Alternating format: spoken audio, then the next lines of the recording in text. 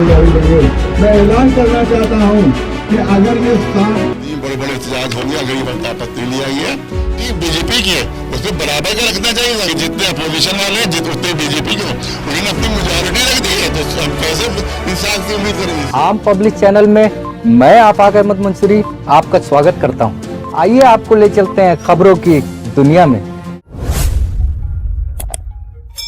लखनऊ में वक्फ संपत्ति संशोधन बिल को वापस लेने को लेकर बड़ा इमामबाड़ा स्थित आसिफी मस्जिद में जुमे की नमाज के बाद वरिष्ठ शिया धर्म गुरु मौलाना कल्बे जब्बात के नेतृत्व में सैकड़ों की संख्या में लोगों ने वक्फ बिल का विरोध करते हुए वापस लेने की मांग की। प्रदर्शन में शामिल नमाजियों ने बिल के विरुद्ध नारेबाजी किया।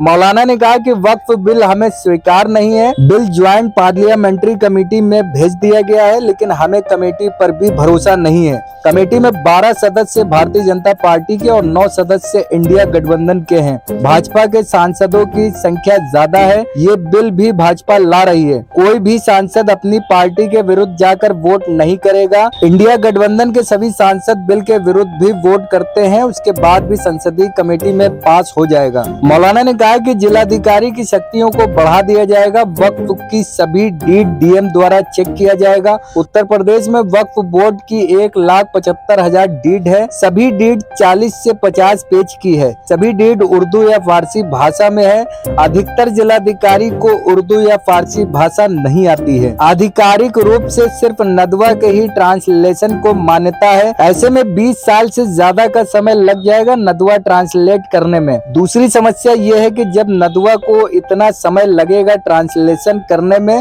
तो जिलाधिकारी को कितना समय लग जाएगा इस डीड को पढ़कर फैसला करने में। ऐसी बहुत सी समस्याएं हैं जो इस मामले को और पेचीदा बना रही हैं। मौलाना ने कहा कि ये भ्रमित किया जा रहा है कि वक्फ में हिंदू समेत अन्य समुदाय की जमीन दर्ज कर लिया गया है। ये गुमराह करने वाली बात है। अगर कोई ये साबित कर देता है तो हम अपना ये मूवमेंट वापस ले लेंगे। उन्होंने कहा कि वक्फ की दर्जनों ऐसी जमीन है जहां कब्जा करके लोगों ने मकान बना लिया और कॉमर्शियल बिल्डिंग खड़ी कर ली है, जो वक्फ संपत्ति दर्ज है और हम उसे साबित कर सकते हैं, लेकिन उल्टा हमें ही अवैध कब्जेदार कहा जा रहा है। हम सुन्नी धर्म गुरुओं से भी अपील करते हैं कि वो साथ आकर इस लड़ाई को लड़ें। मौलाना ने कहा कि इस बिल के विरुद्ध जल्द ही हम गृह मंत्री अमित शाह, रक्षा मंत्री राजनाथ सिंह, बिहार के मुख्यमंत्री नीतीश कुमार और आंध्र प्रदेश के मुख्यमंत्री चंद्रबाबू नायडू से मुलाकात करके इसे वापस करने की बात रखेंगे। मौलाना ने कहा कि अगर बिल वापस नहीं लिया जाता है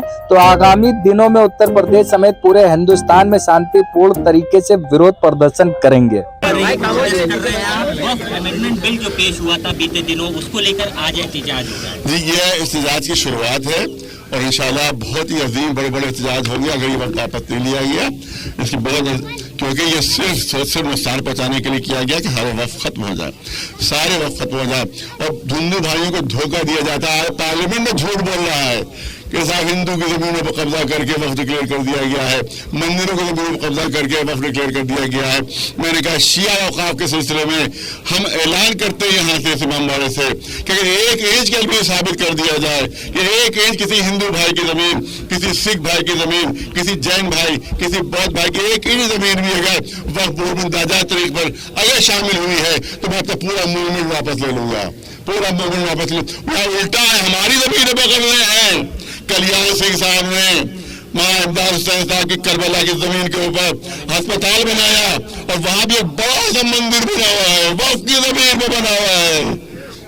आज देखिए इसी हुसैनाबाद की जमीन पर कितने मंदिर बन रहे हैं, आप जाकर देख लीजिएगा। सब हुसैनाबाद की जमीन है, वक्फ की जमीनों से मंदिर बने हुए हैं। इसका मतलब मामला उल्टा है। और जब हम एहतजाज करते हैं तो हिंदू मुस्लिम राइट की धमकी दी जाती है हमें। ज्वाइंट पार्लियामेंट्री कमेटी बनाई गई है, उस पर क्यों नहीं एतबार है आप लोग? ज्वाइंट नहीं है वो, बिल्कुल उसमें मेजॉरिटी जो है बीजेपी वालों की है।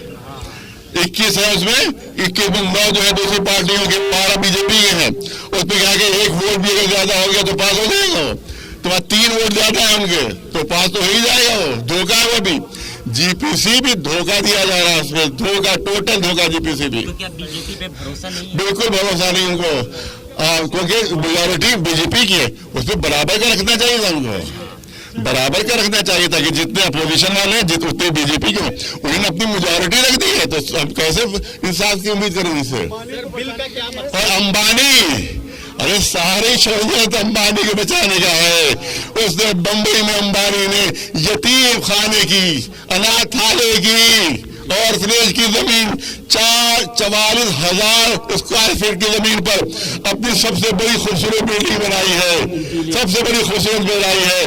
लिहाजा उसको भी बचाने की फिक्र है कि हमारे कब्जे में आ जाए, अंबानी जी भी बच जाए, ये हुकूमत चला रहे हैं। मौलाना साहब, बीजेपी के बड़े नेताओं से आपकी मुलाकात होती रहती है, ये मुद्दा जब इतना गंभीर है तो क्या आने वाले समय में? बिल्कुल, हम उससे भी मुलाकात करेंगे और हमने टाइम मांगा है, राजनाथ साहब से भी मांगा है, अमित शाह जी से भी मांगा है, उससे भी मांगा, सबसे टाइम मांगा है। और खास तौर से हमने टाइम मांगा है नीतीश जी से मांगा है और नायडू जी से मांगा है, क्योंकि अगर इन लोगों ने हमारी बात नहीं मानी तो ये 2 अगर हमारे साथ दे देंगे तो ये बिल पास नहीं होगा।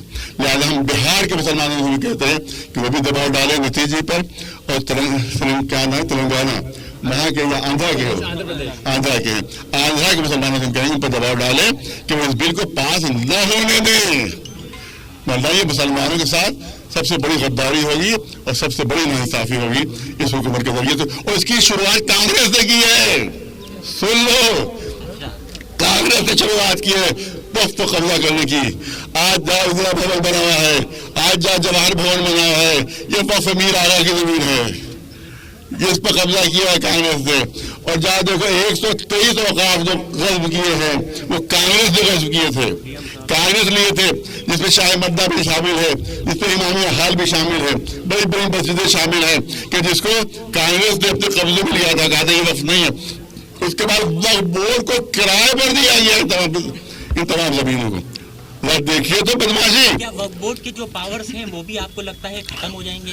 वक्फ बोर्ड तो पूरा बिल्कुल कर दिया है, मैं मिट्टी का माधु कर रख दिया, उसमें कोई पावर नहीं। देखिए हम कहते हैं साहब बेईमानी हो रही है, तो इस पर हमने कहा कि आप 100 ऑडिटर बना दीजिए वहां के लिए, जांच के लिए 100 ऑडिटर बना दीजिए।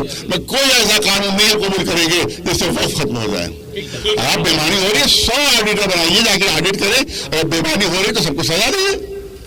बेईमानी के हम हक में नहीं है, औकाफ के खत्म करने के हक में है कि वो खत्म ना होने पाए, हम चाहते हैं वो बचा लिया जाए, वो औकाफ खत्म ना होने पाए, इसके हम हक पे है। अगर आपने हमारे चैनल को सब्सक्राइब नहीं किया है तो आम पब्लिक चैनल को सब्सक्राइब कीजिए और हाँ, बेल आइकन जरूर दबाइए।